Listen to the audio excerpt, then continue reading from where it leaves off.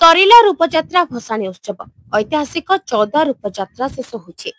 कुमार पूर्णिमा ठारू विभिन्न पूजा मंडप रे विभिन्न देवादेवी को पूजार्चना करा जायतिला। 2 दिन धरि पूजा मंडप गुड़िकरे सांस्कृतिक कार्यक्रम अनुष्ठित होतिला। प्रथम दिन मेढ़ गुड़िक पूजा मंडप छाड़ी मेलण पड़िया को आसिथिले।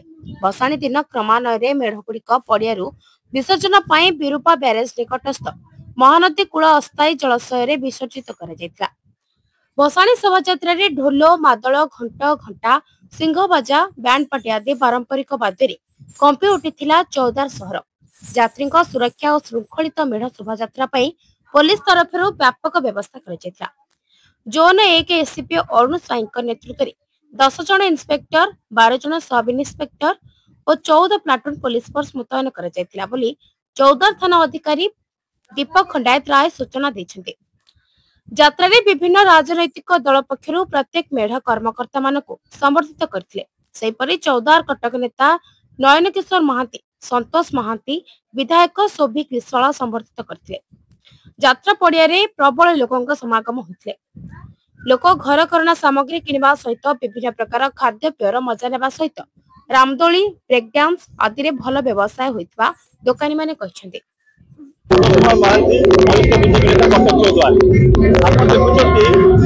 ये हूँ 100 वर्ष ऊर्धा ये यात्रा ये रूप यात्रा भाव नामित सबू देवादेवी को आप दर्शन करेंगे।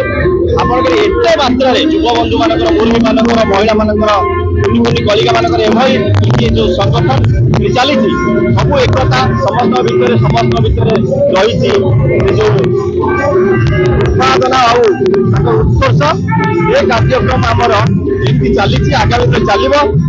सर्वोपरि कटक चौदार निर्वाचन मंडल 14वासी को अभिनंदन ज्ञापन करी आपण मानकर ये जो श्रृंखलित भाव यात्रा चली आमर थानार नुआ जो आईआईसी दीपक बाबू को धन्यवाद देवी ये कार्यक्रम चालू और मान्यवर ओडिशार लोकप्रिय मुख्यमंत्री श्री मोहन चरण माझी जो आम प्रति भल पाइबा अच्छी ये कार्यक्रम एवं आम ओडिशार ये कि होती राज्यर सभापति श्रीजुक्त मनमोहन सामल और आमर जी होती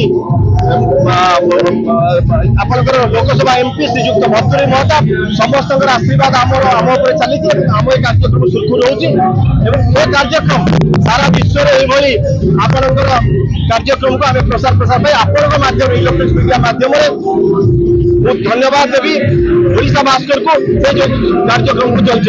नमस्कार, धन्यवाद। Bureau report Siddharth news.